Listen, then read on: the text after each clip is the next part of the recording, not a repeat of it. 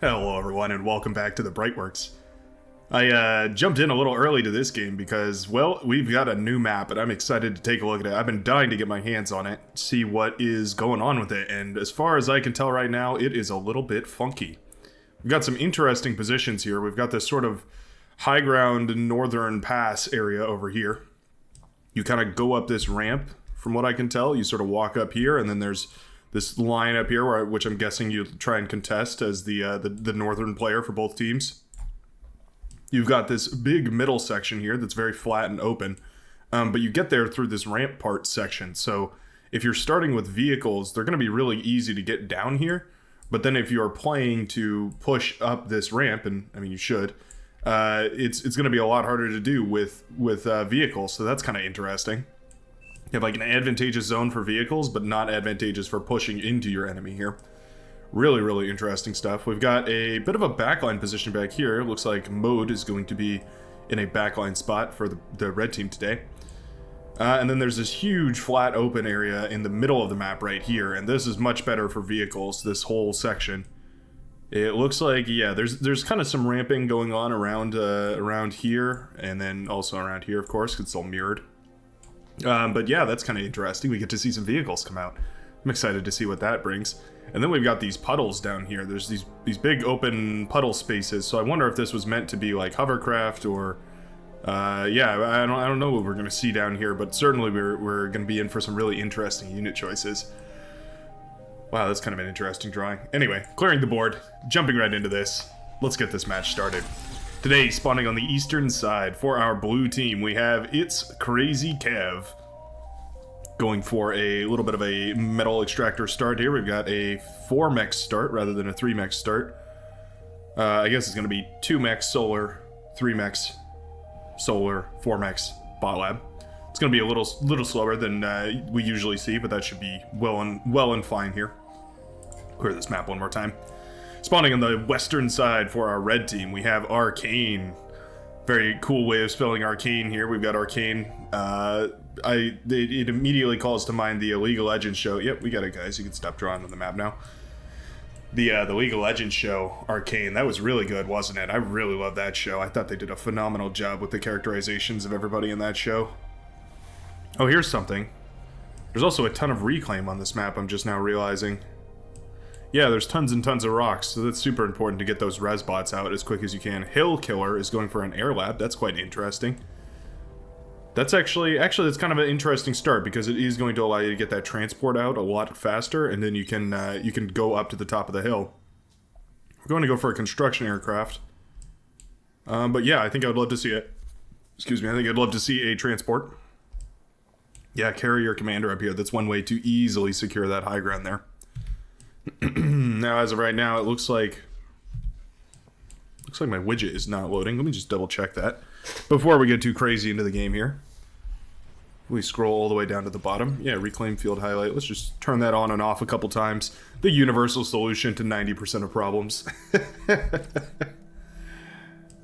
There we go. Okay, yeah, so we have, wow, 1.2 thousand metal up north here, so definitely need to contest that. Couple hundred metal for every one of these rock stacks. So reclaim is going to be super important on this map. Getting those res bots out to reclaim stuff is going to be really, really, really critical here. Huh, alright, very interesting. Curious to see what's going to go on up north here. Looks like we do have a tech headed out from a Doomis 11. We've also got the res bot. I would love to see the res bot going up here and stealing as much of this as possible. We're just going to do a big wide reclaim command that works just as well.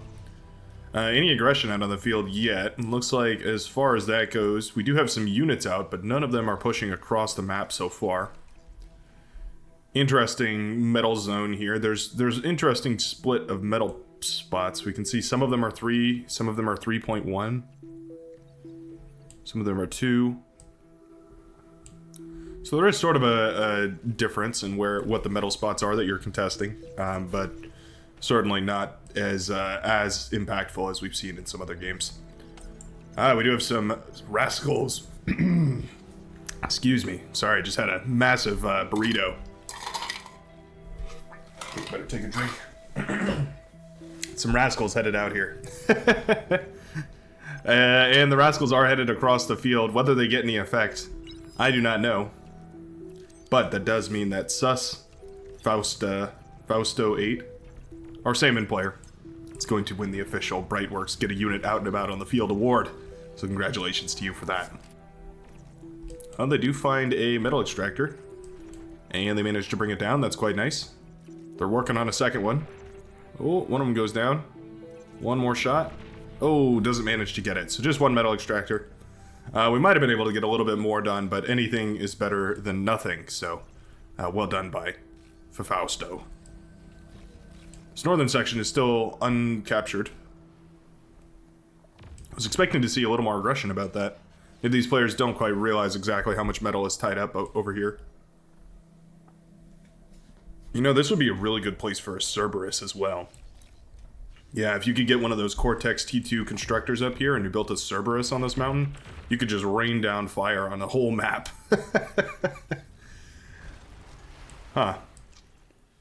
That's an interesting strategy. I'll have to investigate that in my own gameplay.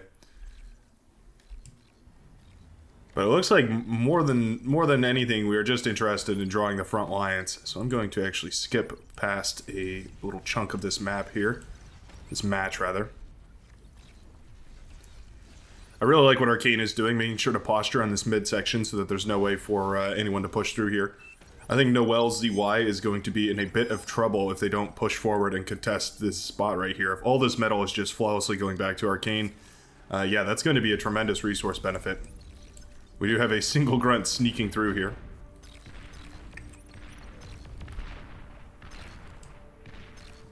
The sneaky beaky. Thugs having a real hard time hitting this thing. They do eventually mop it up. Quite annoying to deal with those.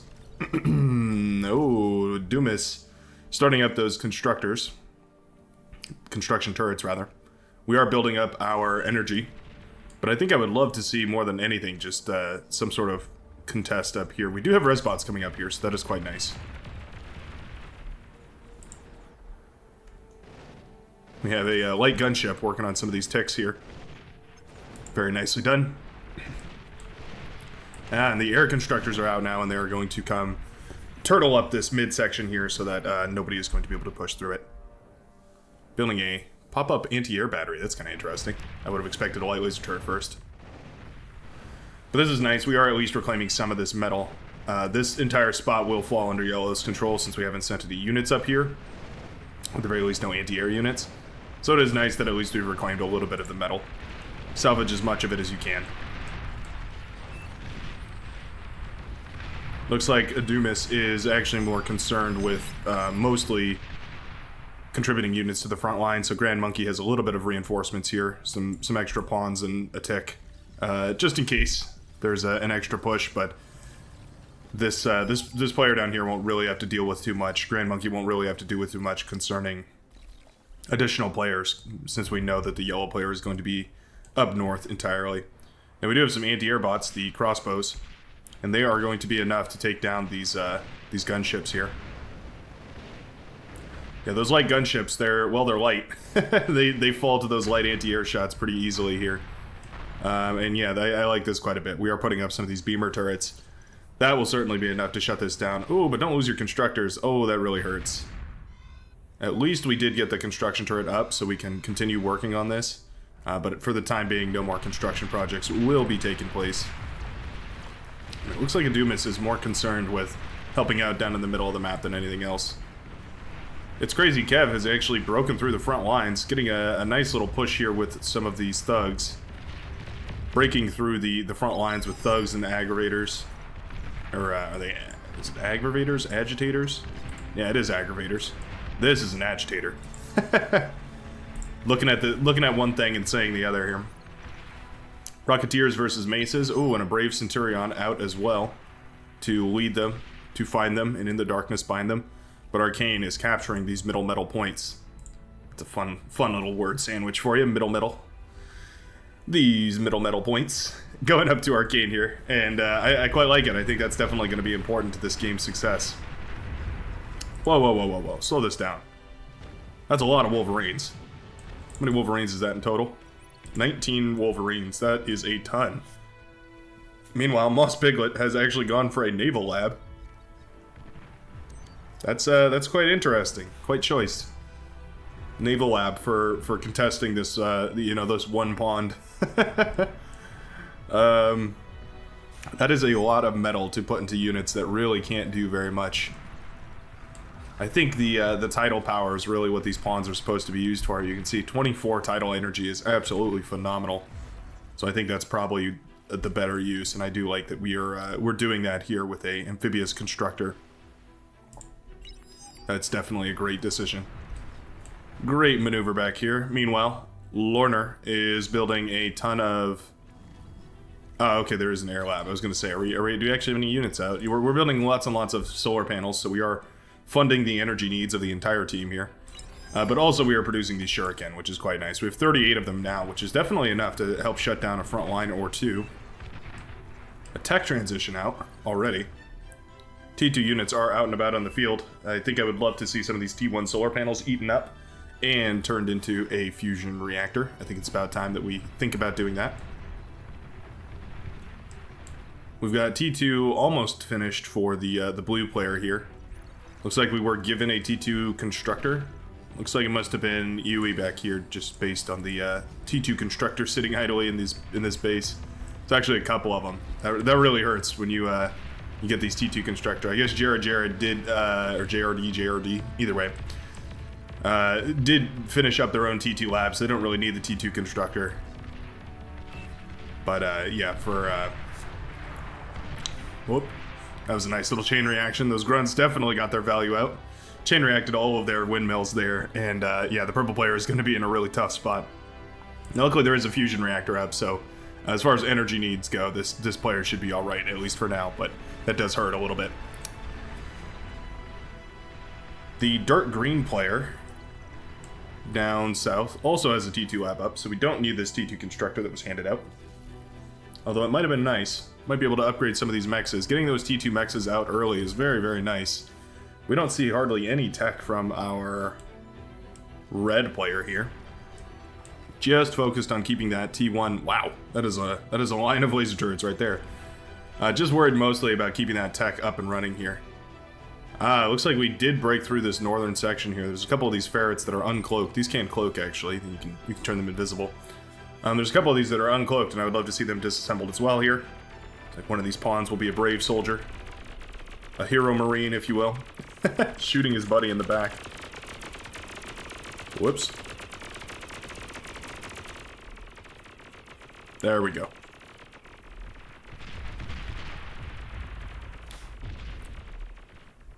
We did tech up in the back line here. It looks like Hill Killer. What a hilariously ironic name, right? For the player that's contesting the hill. Hill Killer is going to be responsible for making sure that this goes down here. Yeah, we need a surround. Just like that.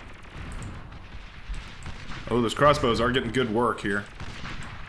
Hornets are pretty tanky. They can take quite a few hits from these T1 anti-aircraft, but there's a lot of crossbows mixed in here, and yeah, it will go down. It's an expensive trade for sure. I think Roughnecks might serve us better. Roughnecks are generally a little bit better against that T1 stuff. This row of light laser turrets is spotted here. I mean, for what it's worth, it's actually really, really effective because the laser turrets in front become the wall for the laser turrets in the back. And all of them can fire because it's, you know, they're firing at slightly different angles here. So yeah, I think I actually really like it. That's quite bizarre, but it might be the next best thing. new premier strategy. Go for the laser turret line as opposed to the wall. Who knew? Meanwhile, this group of tanks is just consigned to their death here, willing to sacrifice everything for the motherland, as they will all die, perish in the laser flames of Arcane's Centurions. Meanwhile, an agitator has been built over here. We have this nice little defensive setup here. We've got a SAM turret, we've got an agitator, we've got radar jammers and radar towers. So we're looking pretty good here. Fausto has not teched up yet. Scratch that. They have teched up. They just haven't gotten any of that T2 economy up and running yet. So we're still waiting on advanced metal extractors. We're waiting on that sort of thing. Meanwhile, there's a huge bombing run coming out from the air player back here. 15 bombers. We're definitely at enough bombers to do some really serious damage. We've got tons and tons of metal being pumped into these advanced solar panels. I think we've got plenty. We're up to 2,200, almost 2,300 energy just off of advanced solar panels alone. How much metal is that? Wow, 7,400 metal. That could be almost 2 fusion reactors. Yeah. How much is a fusion reactor here? I guess they don't have T2, so I'll have to look somewhere else. 4,500. So, yeah, that could be almost 2 fusion reactors.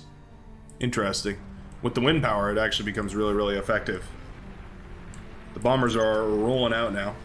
They're just fight commanded. That's unfortunate. They're also in a straight line, so they're gonna just get shot down by a single anti-air turret. Oh, I can see it coming already. This Nettle is about to go up to a 5-star general. Just wait and see. We're doing some interesting command work here, but yeah, I don't think this is gonna work exactly the way that they're hoping.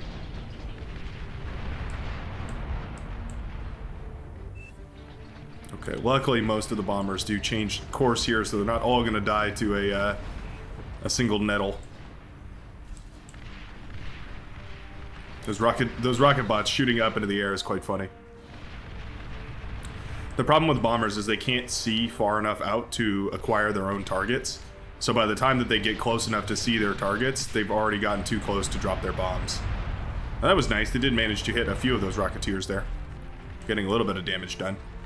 Certainly this isn't what we want to be bombing though, right? This is where we want to be bombing. This is where we want to be bombing. This is what we want to be bombing, somewhere over here, because these T2 labs, the fusion reactors. We really don't want to be bombing anything that's, you know, just the front lines here.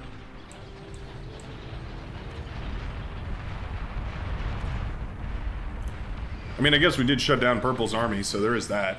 It's not it's not horrible. We're definitely getting some work done with these, but it isn't. It probably isn't the most metal efficient work that we could have seen here. Some Tigers are actually breaking through the front lines, going for this around here. They do find the rear, or rather the forward vehicle bay, or they will shortly, anyways. See those construction turrets? Yep, and they turn in. They will find those construction turrets and then the vehicle bay, and they realize, oh, that's actually a pretty good target here. And indeed, they will destroy those construction turrets, or they should anyways. There they go. Commander goes down here in a little vehicle push. Does wipe away most of the army here for Orange, but that T2 lab is still up and running, as well as the T2 aircraft plant. Wow, we've actually got a T2 air and a T2 vehicle right next to each other on the front lines. Nuclear bomber is out. Whoa, it just blew apart a ton of windmills? Is that what that was? It must have been. The bomber does go down to a couple of fighters. But definitely now the entire team ought to be thinking about nuclear retaliation. Some rocket spiders are out. That's quite interesting. I wonder what we're going to plan to do with those. Some rascals trying to get a little bit of scouting information here. And for what it's worth, they do get it. The scouting information they get is that there's laser turrets over here.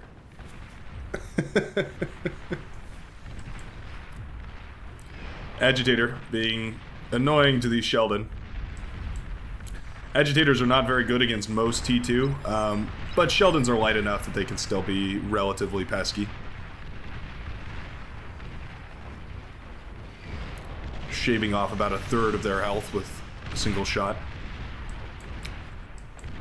We do have some of that T2 artillery coming out here now.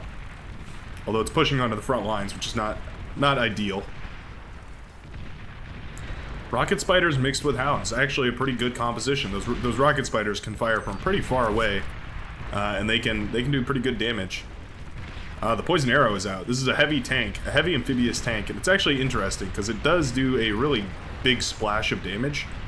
It's almost like a miniature Tsar. That's what I like to think of it as. We take a look at that in the thing here. 1,050 versus the Tsar's 1,650. It doesn't shoot as huge of a projectile. The AoE isn't nearly as big. But certainly it's pretty good. Meanwhile, Orange has completely collapsed. Both the T2 factories up on the front lines have gone down here.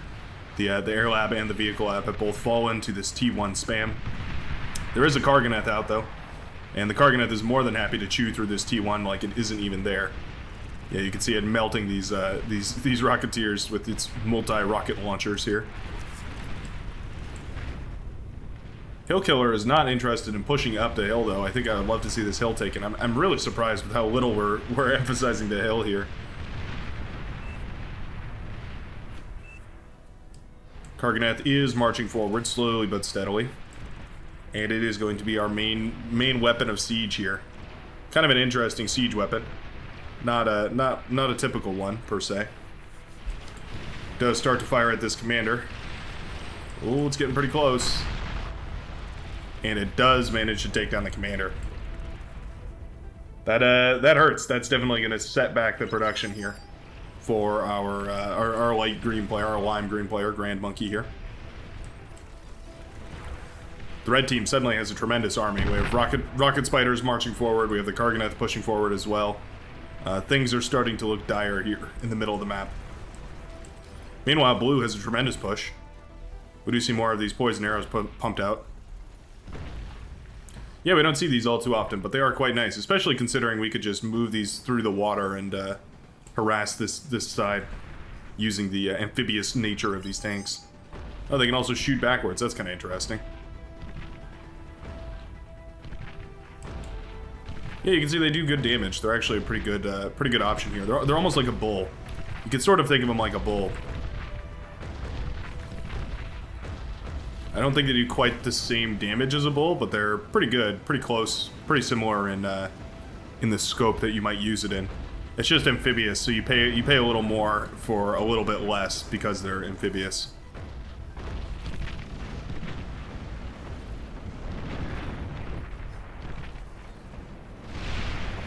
You have sprinters running around trying to be annoying here. Sheldon have finally showed up, and they're going to be holding this front line. But is there anything to stop this push coming through?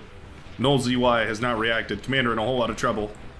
Does start moving towards the Karganeth. The Karganeth is very, very eager to stay out of the blast radius of that.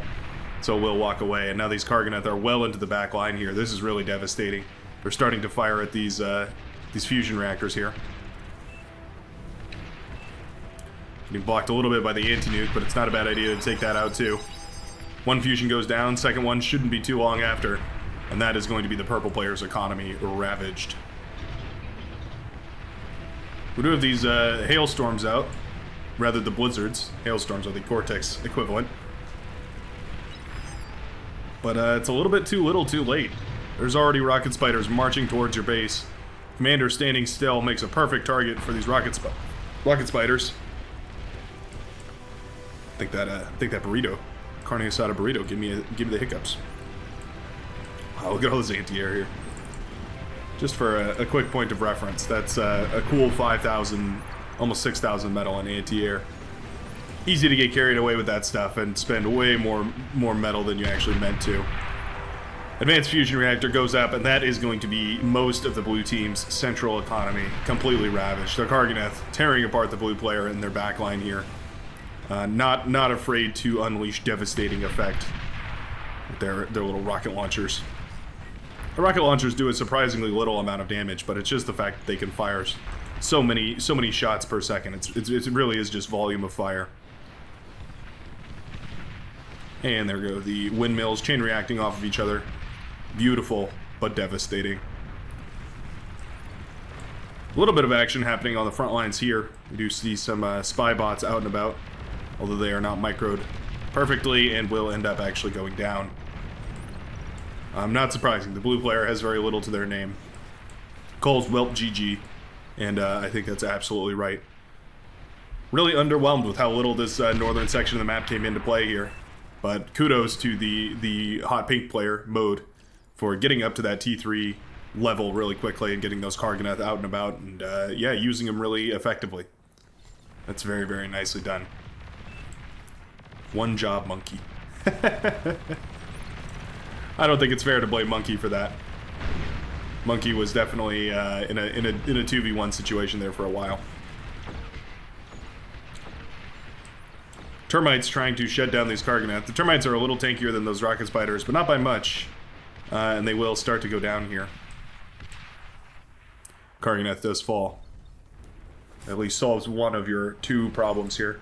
Not sure why the Karganath is walking around this way. It can just beeline up and down these walls. I'd love to see it just climb up this mountain here. Although I guess the termites can follow it, so not a perfect solution there. Big group of welders here, but they're all just clumped up, so they're not really getting any kind of effective spread. And right now that AoE is absolutely killer on them. Indeed, the blue team will tap in after all this pressure is applied. Way too much T3 headed directly into their base. And that is going to be a victory for the red team. Really nicely done by Mode here, getting those T3 units out and about. But also just everyone on the red team for keeping that pressure up. Surprised with how little this this northern part of the map came in. But hey, let me know what you think of this awesome new map down below in the comments. Maybe I shouldn't say it like that. It's kind of skews the results, right? But yeah, let me know how you feel about this map down in the comments. I'm going to cover a couple more of these because I'm really liking it so far, and I think there's a lot of nuance to this map, rather. Well, probably nuisances as well. But yeah, there's probably a lot of nuance to this map that we haven't quite seen yet. And so anyways, I'll see you in the next video.